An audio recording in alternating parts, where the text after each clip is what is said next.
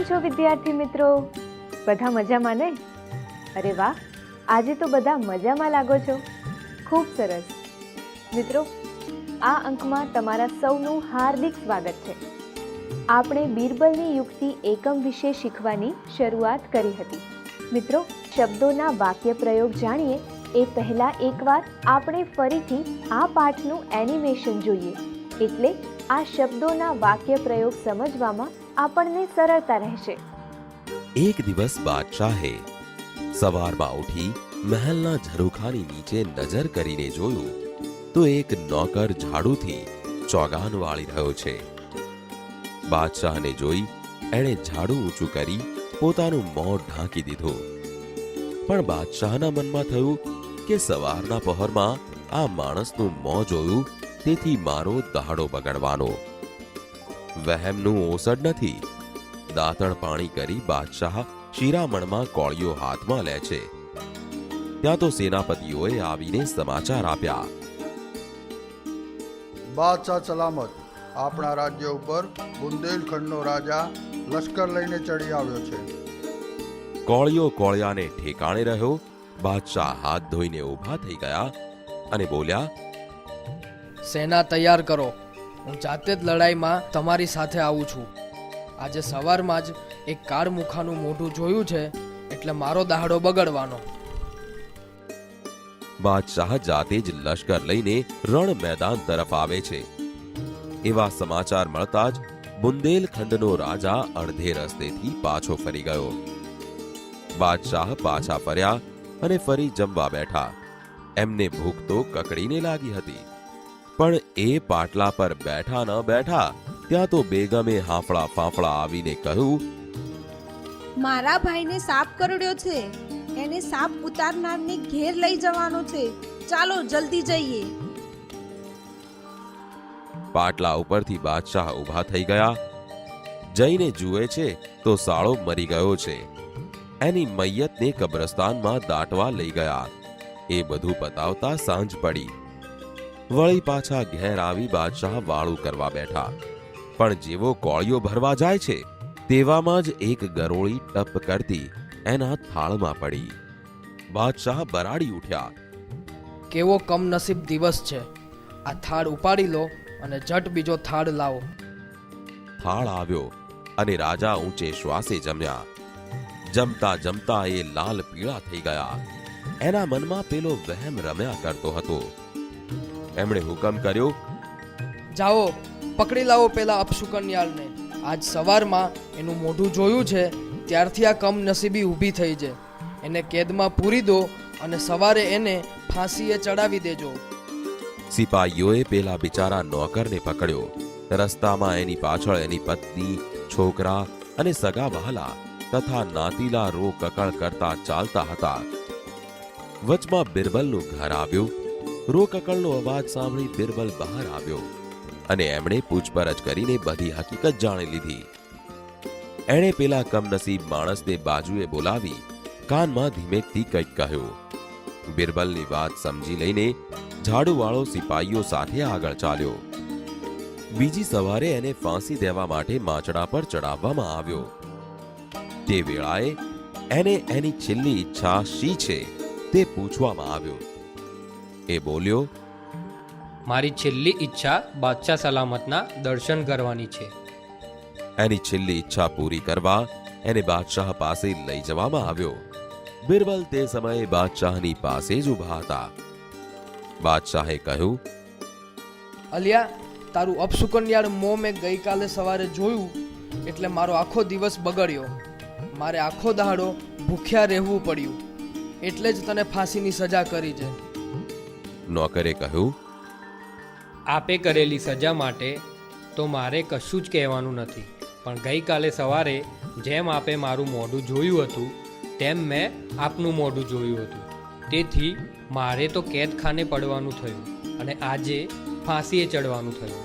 તો આપ જ ન્યાય કરો કે આપણા બેમાં વધારે અપશુકનિયાર કોણ? અને જો ન્યાયાધીશ મને ફાંસીની સજા કરશે તો આપને એ કઈ સજા કરશે? વાત સાંભળી બાદશાહ વિચારમાં પડી ગયા. બાજુમાં ઉભેલા બિરબલ મરક મરક હસવા લાગ્યા. એ જોઈને બાદશાહ બોલ્યા, બિરબલ, આને આ જવાબ શીખવનાર તારા સિવાય બીજો કોઈ ન હોય. એની વાત સાચી છે. શુકન અપશુકનનો ખોટો વહેમ રાખીને એ બિચારાને હું અન્યાય કરી બેસત. જે થયું તે સારું થયું. એને છોડી દો અને સરપાવ આપી માનભેર ઘેર પહોંચાડી દો. તમારું ગુજરાતીનું પાઠ્યપુસ્તક ખોલો અને આ શબ્દોના અર્થ જુઓ અને સાથે સાથે આપણે વાક્ય પ્રયોગ કરતા પણ શીખીશું. પહેલો શબ્દ છે યુક્તિ અર્થાત કરામત અથવા ઉપાય. આ શબ્દનો વાક્ય પ્રયોગ જોઈએ. રાજાએ ચોરને પકડવા યુક્તિ વાપરી અર્થાત રાજાએ ચોરને પકડવા કરામત કરી અથવા રાજાએ ચોરને પકડવા ઉપાય અજમાવ્યો. આગળનો શબ્દ જુઓ. કોયડો અર્થાત ઝટ ઉકલી ન શકે તેવો પ્રશ્ન. આ શબ્દનો વાક્ય પ્રયોગ જોઈએ. રમેશના દાદા તેને રોજ એક કોયડો ઉકેલવા આપતા અર્થાત રમેશના દાદા તેને રોજ એક ઝટ ઉકેલી ન શકે તેવો પ્રશ્ન આપતા. આગળનો શબ્દ જુઓ.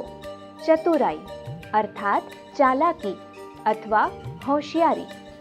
આ શબ્દનો વાક્ય પ્રયોગ જોઈએ. બિરબલે ઝાડુવાળાને બચાવવા ચતુરાઈ વાપરી અર્થાત બિરબલે ઝાડુવાળાને બચાવવા ચાલાકી વાપરી અથવા બિરબલે ઝાડુવાળાને બચાવવા હોશિયારી વાપરી. પછીનો શબ્દ જુઓ. ઝરૂખો અર્થાત છજુ. આ શબ્દનો વાક્ય પ્રયોગ જોઈએ. રવિના ઘર આગળ ખૂબ જ સુંદર ઝરૂખો છે અર્થાત રવિના ઘર આગળ ખૂબ જ સુંદર છજુ છે. પછીનો શબ્દ છે વહેમનું ઓસડ ન હોવું અર્થાત વહેમનો ઉપાય ન હોવો. આ શબ્દનો વાક્ય પ્રયોગ જોઈએ. દુનિયામાં વહેમનું ઓસડ ક્યાંય નથી અર્થાત દુનિયામાં વહેમનો કોઈ ઉપાય નથી. આગળનો શબ્દ છે શિરામણ અર્થાત સવારનો નાસ્તો. આ શબ્દનો વાક્ય પ્રયોગ જોઈએ.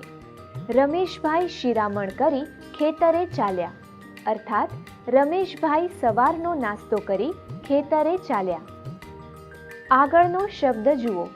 કાળમુખું અર્થાત અહીં જેનું મુખ જોવાથી અપશુકન થાય તેવું.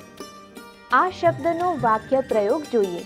નીલમે સવારમાં એક કાળમુખાનું મોં જોયું હતું અર્થાત નીલમે સવારમાં અપશુકન થાય તેવા માણસનું મોં જોયું હતું. આગળનો શબ્દ જુઓ. હાંફળું ફાંફળું અર્થાત ગભરાયેલું અથવા બેબાકળું. આ શબ્દનો વાક્ય પ્રયોગ જોઈએ. નાના બાળકો અજાણ્યા લોકોને જોઈને હાંફળા ફાંફળા થઈ જાય છે અર્થાત નાના બાળકો અજાણ્યા લોકોને જોઈને ગભરાઈ જાય છે અથવા નાના બાળકો અજાણ્યા લોકોને જોઈને બેબાકળા થઈ જાય છે. પછીનો શબ્દ છે મૈયત અર્થાત મુસ્લિમ વ્યવસ્થા મુજબ ખાટમાં શબ ગોઠવેલું હોય તે. આ શબ્દનો વાક્ય પ્રયોગ જોઈએ. બાદશાહના સાળાની મૈયતને કબ્રસ્તાનમાં લઈ ગયા. આગળનો શબ્દ જુઓ. વાળું અર્થાત રાત્રિ ભોજન. આ શબ્દનો વાક્ય પ્રયોગ જોઈએ. રાકેશના ઘરમાં વાળું કરવા બધા સાથે બેસે છે અર્થાત રાકેશના ઘરમાં રાત્રિનું ભોજન કરવા બધા સાથે બેસે છે. પછીનો શબ્દ જુઓ. કમનસીબ અર્થાત કમભાગી. આ શબ્દનો વાક્ય પ્રયોગ જોઈએ. બાદશાહ માટે આજનો દિવસ કમનસીબ હતો અર્થાત બાદશાહ માટે આજનો દિવસ કમભાગી હતો. પછીનો શબ્દ છે અપશુકનિયાળ અર્થાત જેના શુકન ખરાબ ગણાતા હોય તેવું. આ શબ્દનો વાક્ય પ્રયોગ જોઈએ. ઘણા લોકો અમુક માણસને અપશુકનિયાળ માનતા હોય છે અર્થાત ઘણા લોકો અમુક માણસના શુકન ખરાબ ગણતા હોય છે. આગળનો શબ્દ જુઓ. નાતીલું અર્થાત નાતનો માણસ. પછીનો શબ્દ છે સરપાવ, અર્થાત ઇનામ અથવા શાબાશી બદલ આપવામાં આવતો પોશાક. આ શબ્દનો વાક્ય પ્રયોગ જોઈએ. મીના શાળાની દોડ સ્પર્ધામાં પ્રથમ આવતા તેને સરપાવ આપવામાં આવ્યો, અર્થાત મીના શાળાની દોડ સ્પર્ધામાં પ્રથમ આવતા તેને ઇનામ આપવામાં આવ્યું. શબ્દોના અર્થ તો તમે શીખ્યા જ હતા અને સાથે સાથે શબ્દોના વાક્ય પ્રયોગ આજના અંકમાં શીખ્યા. તો ચાલો તમારા ગુજરાતીના પાઠ્યપુસ્તકમાં નજર કરો તો આગળ શું આપેલું છે? હા, રૂઢિપ્રયોગો છે ને. તો ચાલો હવે રૂઢિપ્રયોગો અને તેના અર્થની જાણકારી મેળવીએ અને સાથે સાથે વાક્ય પ્રયોગ કરતા પણ શીખીશું. નજર કરવી અર્થાત લક્ષ્ય આપવું અથવા જોઈ લેવું. રાજાએ પોતાની પ્રજા પર નજર કરી, અર્થાત રાજાએ પોતાની પ્રજા તરફ લક્ષ્ય આપ્યું અથવા રાજાએ પોતાની પ્રજા સામે જોયું. આગળનો રૂઢિપ્રયોગ જુઓ. દહાડો બગડવો અર્થાત ન ધાર્યું હોય તેવું થવું.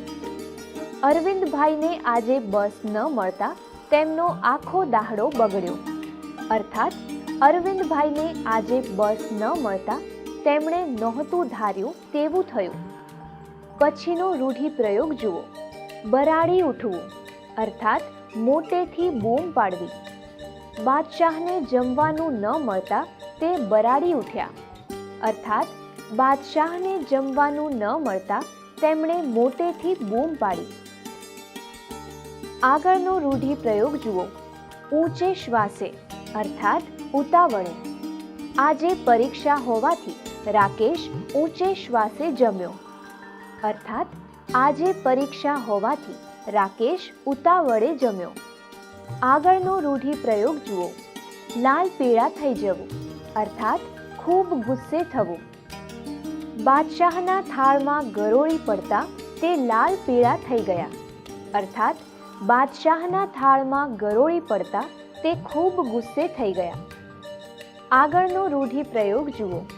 કાનમાં કંઈક કહેવું અર્થાત કંઈક ગુપ્ત વાત કરવી. બીરબલે ઝાડુવાળાને કાનમાં કંઈક કહ્યું, અર્થાત બીરબલે ઝાડુવાળાને કંઈક ગુપ્ત વાત કરી. મિત્રો, શબ્દોના અર્થ અને રૂઢિપ્રયોગો વિશે આપણે શીખ્યા. હવે જરા તમારા પાઠ્યપુસ્તકમાં નજર કરો તો શું આપ્યું છે? હા, ભાષા સજ્જતા છે ને. ભાષા સજ્જતા અંતર્ગત આપણે સંજ્ઞા વિશે જાણીશું. દ્રવ્યવાચક સંજ્ઞા અને સમૂહવાચક સંજ્ઞા વિશે આપણે જાણકારી મેળવીશું. તો બધા સાથે સાથે પોતાનું પાઠ્યપુસ્તક ખુલ્લું રાખજો અને ભાષા સજ્જતા વિશે સમજજો. દૂધ, ઘઉં, ઘી, ચોખા, તાંબુ વગેરે જેવા શબ્દો તમે અવારનવાર સાંભળ્યા હશે. આ બધી જ સંજ્ઞાઓ છે જે પ્રવાહી, ઘન પદાર્થ, અનાજ વગેરે માટે વપરાય છે. તેને દ્રવ્યવાચક સંજ્ઞા કહેવાય. બાળ દોસ્તો, અહીં આપેલ સંજ્ઞાઓ વાંચો.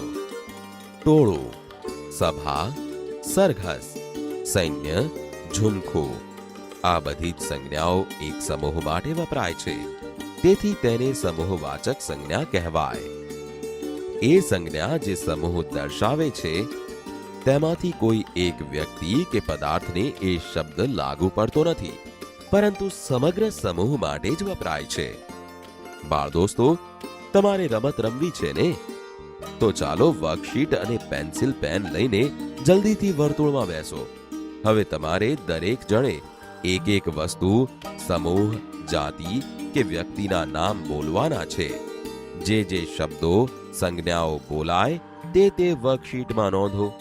ત્યારબાદ એ શબ્દોને વર્કશીટમાં દર્શાવ્યા અનુસાર જાતિવાચક, વ્યક્તિવાચક, દ્રવ્યવાચક અને સમૂહવાચક સંજ્ઞાઓમાં અલગ અલગ લખો. મિત્રો, સંજ્ઞા વિશે તમે શીખી ગયા છો, જેમાં આજે આપણે દ્રવ્યવાચક સંજ્ઞા અને સમૂહવાચક સંજ્ઞા વિશે શીખ્યા.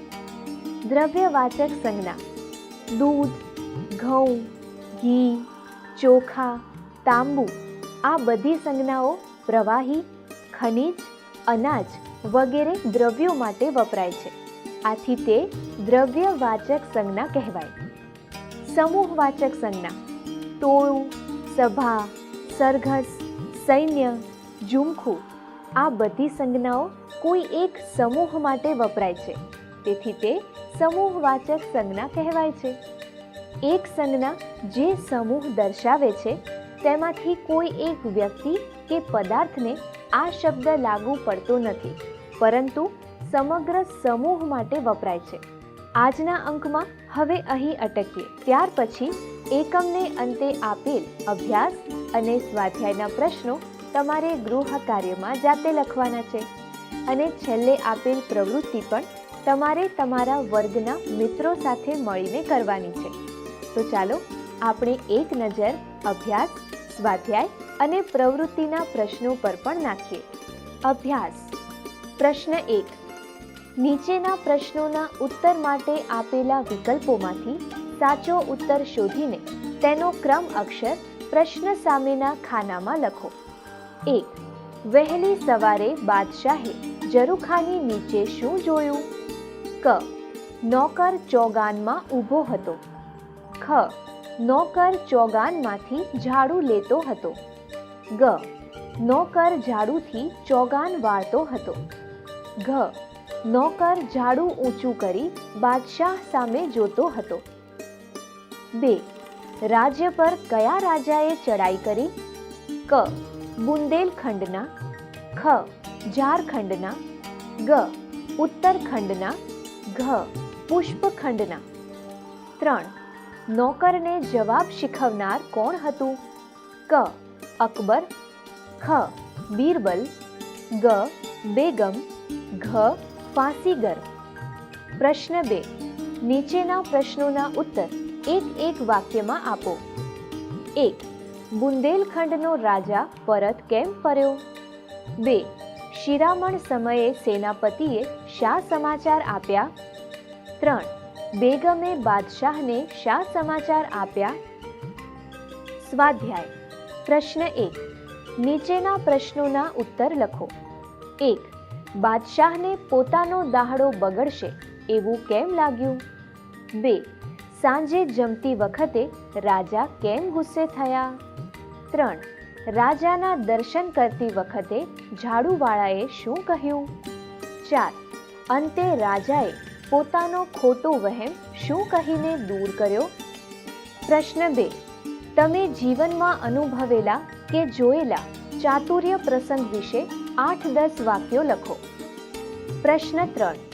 નીચેના શબ્દ સમૂહો માટે એક શબ્દ આપો. 1. સવારનો નાસ્તો. 2. ઝટપટ ઉકેલી ન શકે તેવો પ્રશ્ન. 3. કાળના જેવા મોંવાળું. 4. મુસ્લિમ ધર્મ મુજબ ખાટમાં શબ ગોઠવેલું હોય તે. 5. શાબાશી બદલ અપાતો પોશાક. પ્રશ્ન 4. બાદશાહ દ્વારા બોલાયેલા ગમે તે 4 વાક્યો પાઠમાંથી શોધીને લખો. પ્રશ્ન 5. નીચેના મુદ્દાઓ પરથી વાર્તા લખો. એક નાનું ગામ. યુવાનો ભણેલા. વૃદ્ધો વ્યવહાર કુશળ. ગામમાંથી જાન જવી. જાનમાં વૃદ્ધોને ન લઈ જવા.